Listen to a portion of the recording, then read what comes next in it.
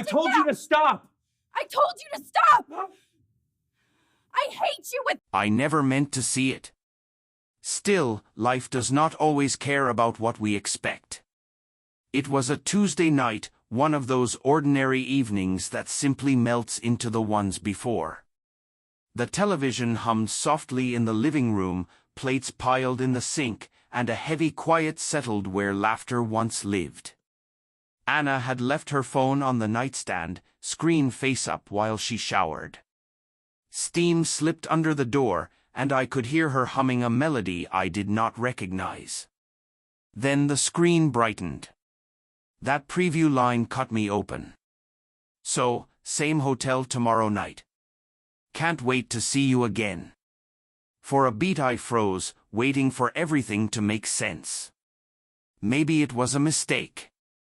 Maybe the message was meant for someone else. A prank, something explainable. But before I could collect myself, another message arrived. I'll bring the wine this time. Just bring yourself. My chest tightened. My throat felt raspy. I'd never gone through her phone before, not even once. I never needed to. Trust had always been the cornerstone of our marriage. Or at least I thought it had. My hand shook as I picked up the phone and opened the conversation. There it was. Weeks of messages, plans, excuses, nights she had said were work deadlines, sudden errands, nights out with friends. Lies neatly dressed as everyday life. The name was unfamiliar, yet the tone left no doubt. She was not just tossing words around. She was scheduling nights, plotting secrecy, and tomorrow was one of the names mentioned. When she walked out of the bathroom, wrapped in her robe, smiling and smelling faintly of lavender soap, the same scent I had fallen asleep beside for years, I felt nauseous. My stomach dropped. Tomorrow she would smell like him. I did not confront her then. I let her sit beside me on the couch, her head resting lightly on my shoulder, the phone clutched tightly in her hand. I made a weak joke and her laugh, so light, so familiar, cut me like a blade. I realized then that laugh was empty. I could not sleep. I lay beside her in the dark, staring at the ceiling while every memory sharpened with venom. Every late night, every turning back in bed, every excuse suddenly had weight. I thought of the vows we once spoke with conviction, for better, for worse, and wondered what those words meant to her now. By morning I knew I would not shout. I would not collapse. I would stop her in her tracks. That Wednesday evening she returned later than usual. Too much makeup, heavy perfume, more dressed than normal. She smiled when she saw me at the stove, but I caught the flicker in her eyes, the hesitation of someone already halfway out the door. "Smells good," she said, setting her purse down. I said evenly, keeping my composure, "I thought we could have dinner together tonight. It's been a while since it was just the two of us." I could see her thinking, crafting an excuse. "Actually," she began softly, "I might have to step out later." "Sarah from work, don't," I cut in. "Don't lie to me, Anna." Her face went pale. "I know about the hotel," I said, quiet but firm. "I know about him." Her lips parted but no words came. The mask she'd worn for weeks shattered. Guilt, fear, shame showed on her face. "You don't understand," she whispered. "No," I snapped.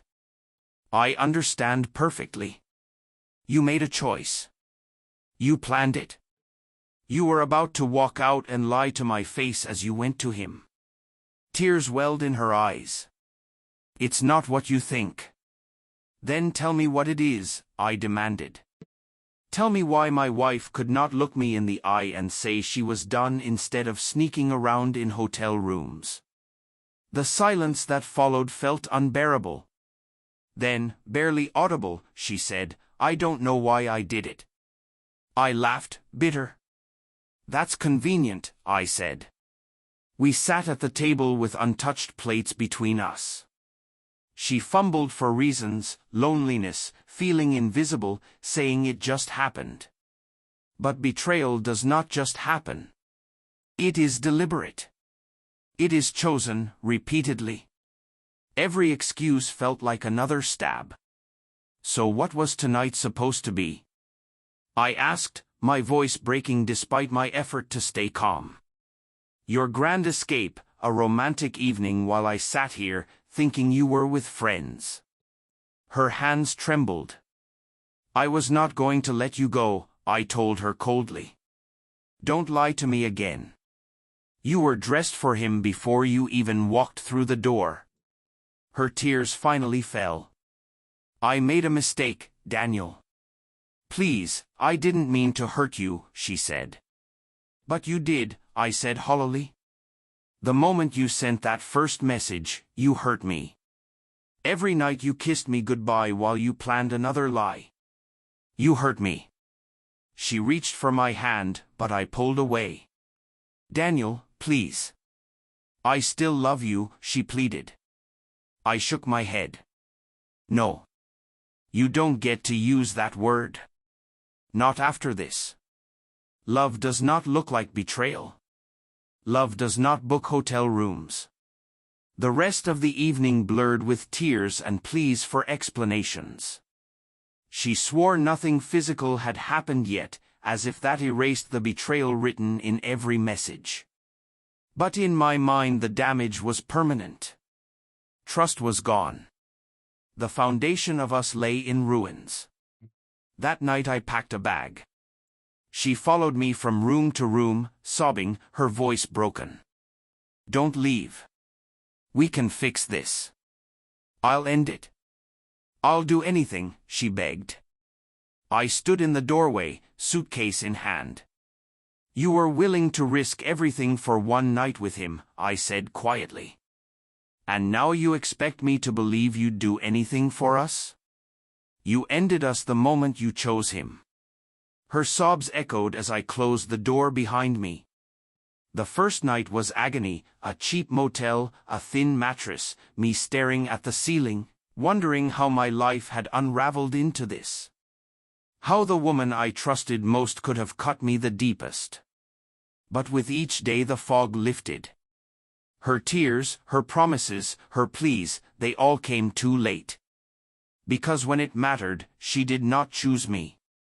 People sometimes ask if I regret leaving, if I should have given her another chance.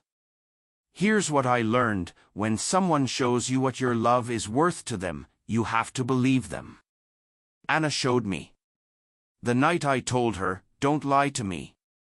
I know about the hotel, was the night I freed myself because I finally understood I deserved someone who never needed to be stopped in the first place.